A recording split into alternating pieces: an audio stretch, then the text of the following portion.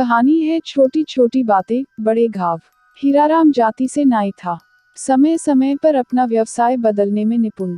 गांव बड़ा नहीं था, तो जिन थोड़े बहुत लोगों को बाल कटवाना होता, वे प्रातः ही स्नान ध्यान के पहले ही बाल कटवा लेते।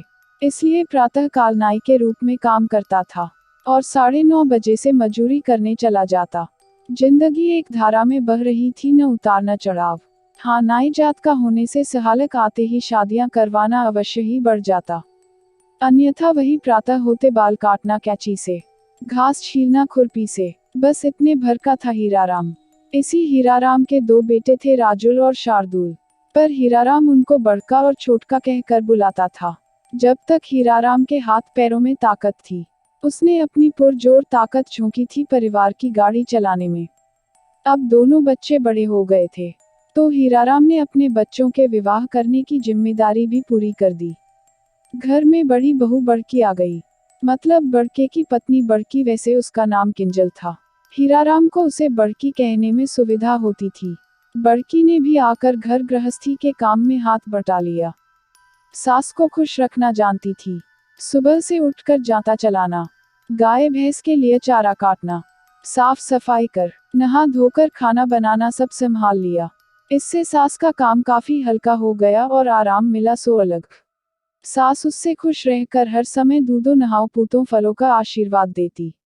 पर लगता था कि सास का आशीर्वाद एक छेदही झोली में जा रहा था, जिसमें जाना दिखता था पर उसमें किसी चीज का टिकना नहीं हो पाता था।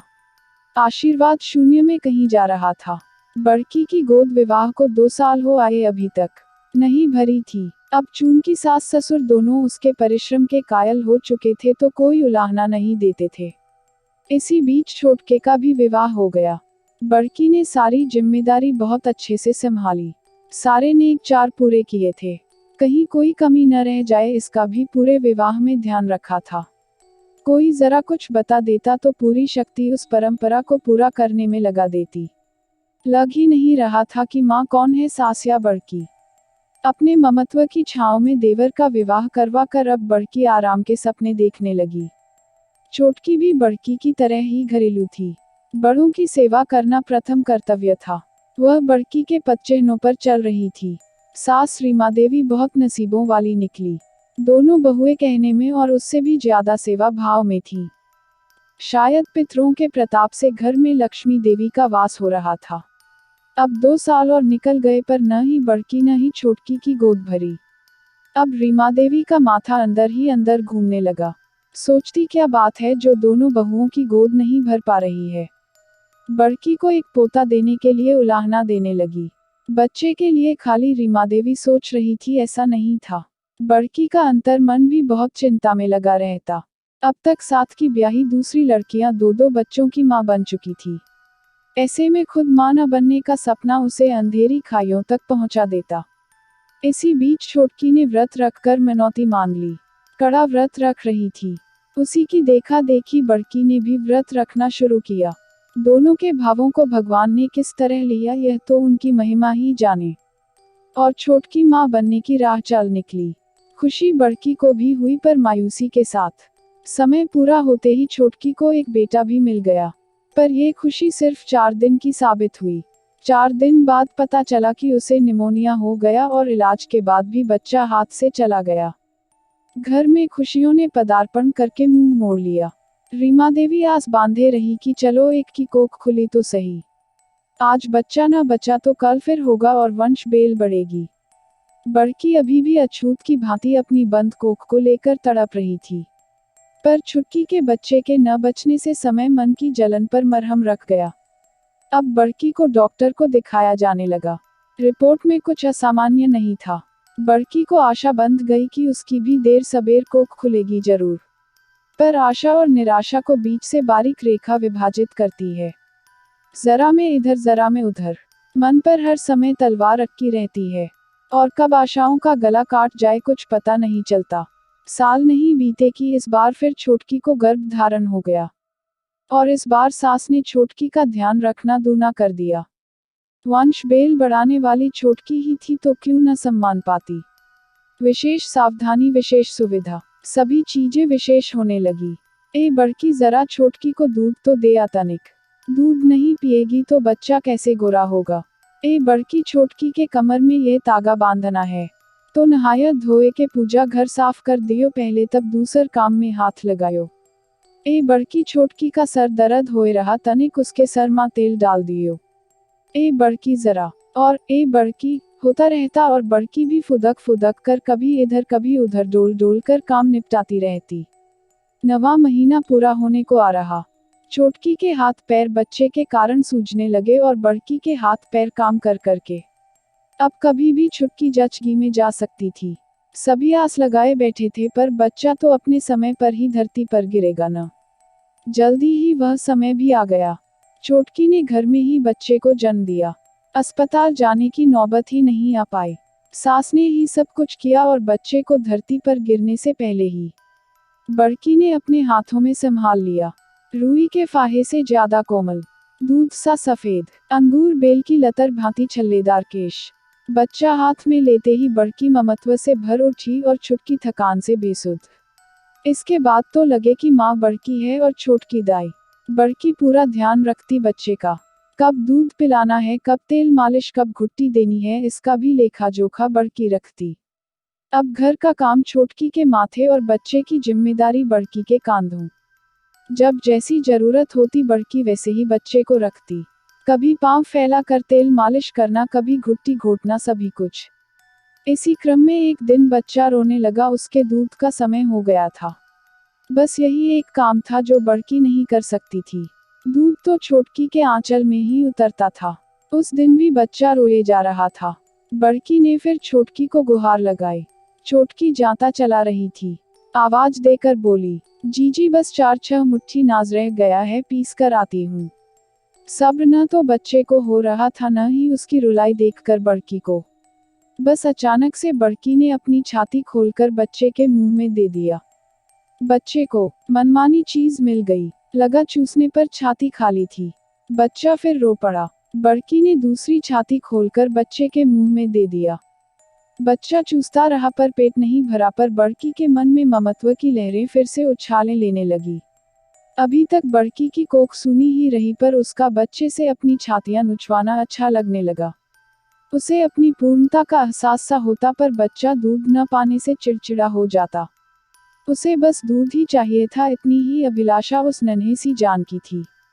पेट न भरने से बच्चे की चिड़चिड़ाहट से छोटकी परेशान होती रहती। अक्सर ऐसा होता कि बच्चे का मुंह अपनी छाती में लगाने के बाद भी बच्चा कभी छाती चूसता, कभी छाती मुंह में नहीं लेता। और जब छाती मुंह में नहीं लेगा तो उसे पता कैसे चलता कि क्षुधा शांत करने का बस यही एक उपाय है, इसलिए रोता ही रहता और जल्दी काबू में ही नहीं आता था। और जब तक उसका रोना बढ़ रहा था, उधर बड़की का अपने अहम को इस भांति तुष्ट करना जारी रहा। एक दिन इसी भांति बड़की बच्चे को अपनी छाती पिला रही थी। बच्चे को दूध न मिलने से बच्चे ने पूरी ताकत के साथ उसकी छाती को अपने मसूड़ों से काट लिया। भले बच्चा था तो क्या, बच्चे की ताकत सिर्फ उसके मुंह में ही होती है। बड़की छाती पे आई चोट से बिलबिला उठी और एक जोर की चपेट बच्चे के गाल पर लगा दी। इसी समय अनहोनी हो गई। छोटकी आ पहुंची थी और चपेट बच्चे के गाल के साथ उसके अहम पर पड़ी। गर्व और गुस्से से भरी छोटकी चिंगाड़ उठी, जीजी ये आप क्या कर रही हैं? मेरे बच्चे को अपना दूध पिला रही है। अरे दूध पिलाने का इतना ही शौक है तो क्यों नहीं पैदा करती एक बच्चा? मेरे बच्चे पर क्यों टोना कर रही हैं? छोटकी क्या बक रही हो तुम? मैं क्या जानबूझकर अपनी कोख पर लात मार रही हूँ? और तुम्हारे बच्चे की मैं देखभाल करती हूँ या टोना करती हूँ? और जो मैं देख रही हूँ कि मेरे बच्चे को दूध पिला रही थी वो क्या था? छोटकी तुम्हारे आने में देर हो रही थी तो बहलाने के लिए मैंने अपनी छाती उसके मुंह में दिया था। और देखो कितनी जोर से उसने काटा है। ओए यह कहकर उसने अपनी छाती छोटकी के सामने खोल दी। बच्चे के काटने का कोई निशान नहीं दिख रहा था तो वह और जोर से भड़की। क्या किया है मेरे लाल ने, बताओ, दिखाओ दिखाओ। और ऐसा कहकर बड़की के कपड़े को पकड़ा। इसी छीन झपटी में बड़की का ब्लाउज फट गया। सामने से आग में घी डालने जैसा हो गया बड़का। छोटका, सास और हीराराम तीनों आंगन में आ गए और बड़की का खुला शरीर दिखा। बड़की जो अभी तक समझाने की कोशिश कर रही थी, अब अपने खुले शरीर के साथ सबके सामने पड़ जाने से अजीब स्थिति में पहुंच गई थी। बड़के ने अपनी पत्नी के खुले शरीर को देखा तो बहुत क्रोधित हो गया। उसने मान लिया कि बड़की अक्सर ऐसे ही निविष्ट घर में कलह करती रहती होगी। फिर न आव देखा न ताव और बड़की को वही पीटने लगा। बहुत देर तक मारते रहने से जब थक गया तब शांत हुआ। बड़की के गुस्से का दायरा अब छोटकी से लेकर सास, ससुर, पति, छोटकी सभी तक विस्तृत हो गया। सारे झगड़े की जड़ बच्चा है, ये बात उसे खाए जा रही थी। आज पहली बार उसे बच्चा अपना नहीं छोटकी का लगा। सास ने बड़ी मुश्किल से स्थिति को संभाला, पर अब घर बदल चुका था, पहले जैसी बात नहीं रही। अब आए दिन आते जाते छोटकी बड़की को देखकर सुनाती चलती, माई जरा काजल उठा देना, बच्चे को लगा दूं, कहीं लोगों की नजर न लग जाए। अपना बच्चा पैदा नहीं कर सकते लोग तो दूसरों के बच्चे को छीनने लगते हैं। देखना वंश बेल तो मेरे बेटे से ही बढ़ेगी। दूसरों का वश चले तो घर में कोई दिया जलाने वाला न छोड़े। अरे माए, अपने सारे गहने मेरी बहू के लिए रख छोड़ना, कहीं ऐसा न हो कि ये कुलघातनियों के हाथ लग जाए। अच्छा माए, बच्चे पैदा होने से चेहरे पर नूर अपने आप आ जाता है ना? या कुछ लोग अपनी सुंदरता बनाए रखने के लिए बच्चे पैदा ही नहीं करना चाहते। बड़की यह सब सुनकर आहत हो जाती। रात बड़के की छाती पर सर रखकर खूब रोती। और बड़का क्या कर सकता था? खराबी न उसमें थी न बड़की में, पर पता नहीं भाग्य कहाँ सो रहा था। उनका अपना बच्चा हो ही नहीं रहा था। दोनों ही कुम्हलाए जा रहे थे। बड़के की जिंदगी घर के बाहर रहकर संतुलित हो जाती थी, पर बड़की का मानसिक संतुलन छोटकी को देखते और उसके ताने सुनते सुनते डावाडोल होने लगा। उसे तो सिर्फ बच्चा चाहिए था जो छोटकी देने को तैयार नहीं थी। छोटकी जितना बच्चे को अलग करने को सोचती, बड़की उतना ही अलग होकर भी बच्चे से अलग नहीं हो पाती। एक दिन बड़की को मौका मिल ही गया। छोटकी घर के बाहर गाय घर में सफाई और उपले पाथने में लगी थी। बच्चा घर के अंदर सो रहा था। बड़की मौका मिलते ही बच्चे के पास पहुंच गई और उठाकर अपने सीने से चिपका लिया। खूब प्यार किया इतने दिनों की कसर पूरी करने के लिए। फिर अपनी छाती बच्चे के कुनमुनाते ही उसके मुंह में डाल दिया। ममता फूट पड़ी, न चाहते हुए भी करिश्मा हो गया और उसकी छाती से स्त्राव शुरू हो गया। बड़की का जीवन सार्थक हो गया। इसी समय छोटकी अचानक घर में आ गई और फिर घर में कोहराम मच गया। छोटकी ने बच्चा बड़की की गोद से छुड़ा लिया। छीना झपटी में बच्चा जमीन पर गिर पड़ा। छोटकी और बड़की दोनों एक साथ बच्चे को उठाने को लपकी। बच्चा बड़की ने उठा लिया। छोटकी को नागवार गुजरा। फिर शुरू हो गया अपशब्दों का सिलसिला। सास भी आ गई उस महायुद्ध में बीच बचाव करने। उस समय युद्ध शांत हो गया, पर बड़की के दिमाग में तूफान आ गया। बच्चा उसे छोटकी का नहीं उसका अपना जना लगने लगा था। दिमाग कहता कि बच्चा छोटकी का है, पर मन गवाही देता कि बच्चा उसका है। नहीं तो उसकी छातियों में दूध कैसे आ गया। पर इस घटना के बाद के तूफान ने उसे हिला दिया। सच्चाई और झूठ में सही गलत का निर्णय ले पाने में असमर्थ हो गई। उसने निर्णय ले लिया, ये बच्चा मेरा है, और अगर ये मेरा नहीं तो छोटकी का भी नहीं। वह छोटकी को बच्चा छीनने नहीं देगी, किसी भी हालत में नहीं। अगर बच्चा उसका नहीं तो छोटकी का भी नहीं। और फिर दिमाग से खसकी बड़की ने वह कदम उठा लिया जिसकी कल्पना कोई नहीं कर सकता। उसने बच्चा उठाया और दूध में चूहा मारने वाली दवा घोलकर चम्मच से उसके गले में उंडेल दी, और हंसते हुए बाहर छुटकी को अपने आप से ये खबर दे आई। हाय कहकर छोटकी ने सास को बुलाया और बच्चा लेकर अस्पताल भागी। जाते जाते सास बड़की से कह गई कि अगर बच्चे को कुछ भी हुआ तो तेरी खैर नहीं। उसके साथ गांव के दूसरे लोग भी अस्पताल भागे, पर अस्पताल पहुंचते पहुंचते बच्चे ने आखिरी सांस ली। उनके गांव लौटने से पहले ही बड़की तक ये खबर पहुंच गई। बच्चा मर गया, ये बात दिमागी तौर पर बीमार बड़की बर्दाश्त नहीं कर पाई, और बच्चे और घर वालों के घर आने से पहले ही मिट्टी तेल अपने ऊपर छिड़क कर माचिस लगा बैठी। आग की लपटें धधकने लगी। फूस के छप्पर में आग लगते कितनी देर लगती है। धू धू करके जल उठा। बड़की लपटों में घिर गई। फिर उसके चिल्लाने की आवाज से दूसरे घरों से लोग भागे आग बुझाने के लिए। पर अब उसी अस्पताल में एक ठेले पर लाद कर बड़की लाई गई। रास्ते में उसने मरे बच्चे को लौटते देखा। अस्पताल में डॉक्टर ने उसकी हालत देखकर बताया कि वो 70% जल चुकी है। उसकी देह से चमड़ी रेशा रेशा होकर चू रही थी, मानो कोई पुराना कपड़ा तार तार होकर फट रहा हो। अंदर देह की लाली सफेद हो चुकी थी, जलन मिटाने को पानी मांग रही थी।